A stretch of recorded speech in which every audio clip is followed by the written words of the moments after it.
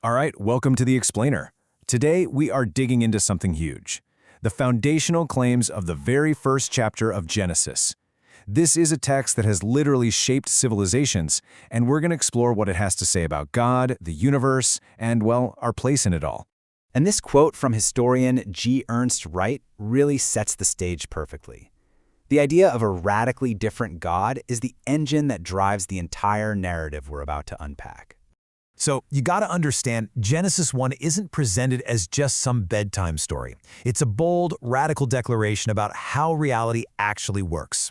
So let's break down its blueprint. We're going to start with the big picture, and then we'll zoom all the way into the incredible universe of meaning that's packed into its very first sentence. First up, let's talk about the main character, right? This concept of an utterly different God. You have to remember, the idea being presented here would have been absolutely revolutionary in the ancient world.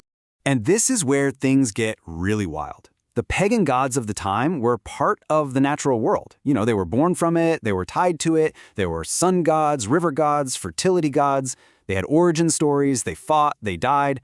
But the God of Genesis? Totally separate, transcendent, existing completely outside of the creation. This isn't just another god on the list, this is a whole new category of being. And that single idea, man, it changes everything. Okay, so you have this totally unique God. What kind of universe does a God like that create? Well, the text makes it clear this isn't some chaotic accident. There's a blueprint. There's a purpose.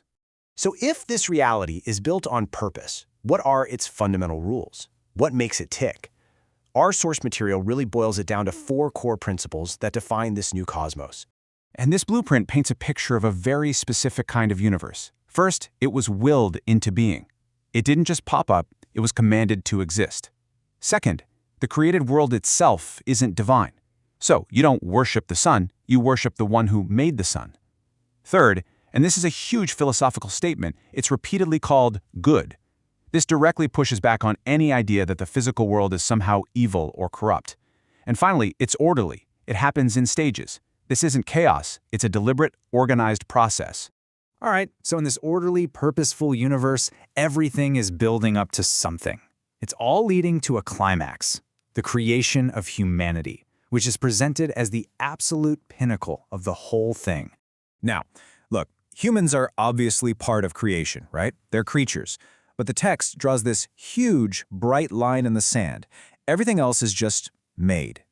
Humanity, though, they are described as being made in the image of God.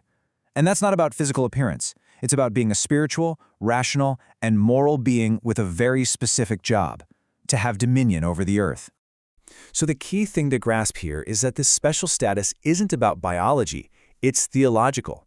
Being made in God's image is what gives humanity this unique role and this huge responsibility to oversee the whole project. Okay, we've looked at the big picture, the grand vision. But now we're going to pull out the microscope and zoom all the way in, because there's this massive debate hiding in plain sight right in the very first sentence. And this is where it gets really fascinating. In the beginning, God created the heavens and the earth. It sounds simple enough, right? Well, believe it or not, the grammatical structure of that one sentence in the original Hebrew is a hornet's nest of scholarly debate, with massive theological consequences. So what's the big deal?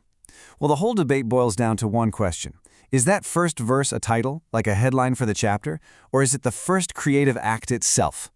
Seriously, the meaning of the entire chapter hangs on that one question. It all comes down to grammar. Is it a standalone sentence, a complete thought? In the beginning, God created. Boom, done. Or is it just the first part of a longer sentence that flows into the next verse? When God began to create. It's a tiny little difference in translation that opens up a huge can of worms. For what it's worth, the oldest translations pretty much all treat it as a standalone sentence. Okay, so let's just go with that traditional reading for a minute. Let's say it is a standalone sentence. You think that would solve the problem, right? Nope. Even then, you're left with at least 3 completely different ways to understand what it's saying. First up, there's the headline view. This is the idea that verse 1 is basically just the title of the article. In the beginning, God created the heavens and the earth is the summary. The actual story of creation, according to this view, doesn't even kick off until verse 2 or 3. Then you've got something called the gap theory. This one's a wild ride. It suggests that verse 1 describes a perfect original creation. But then, something terrible happens. A huge cosmic catastrophe, maybe the fall of Satan, occurs in a massive, unmentioned gap of time between verse 1 and verse 2. So what you're reading in the rest of the chapter isn't the story of creation, it's the story of a recreation, of fixing a broken world. And finally, there's the raw materials view. This is the idea of creation ex nihilo. That's just Latin for out of nothing. So in this interpretation, verse 1 is God creating the basic stuff, the fundamental matter of the universe.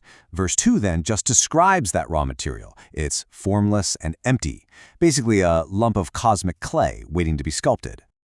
Okay, I know what you might be thinking. Grammar? Ancient Hebrew? Why does any of this matter? Well, it matters because how you answer that question completely changes the foundation for the entire story that follows. Yeah, just look at how this plays out. It's a domino effect. If verse 1 is just a headline, then creation is the story we read starting in verse 3. But if you buy the gap theory, then the whole chapter becomes a story of recreating a world that was already ruined. And if it's about making raw materials, then the story is about organizing stuff that was just made. See, your starting point completely changes the destination. So when you step back, you see it. From the huge, sweeping claims about who God is, all the way down to the nitty-gritty grammar of the very first sentence, the beginning of Genesis is way more than just a story. It's the foundational document for an entire worldview. That first sentence isn't just a warm-up, it's the lens that defines everything: God, the universe, and reality itself. And that really leaves us with a final thought, doesn't it? It makes you wonder, for any foundational document, how much does our interpretation of its very first sentence change the way we read absolutely everything that comes after it?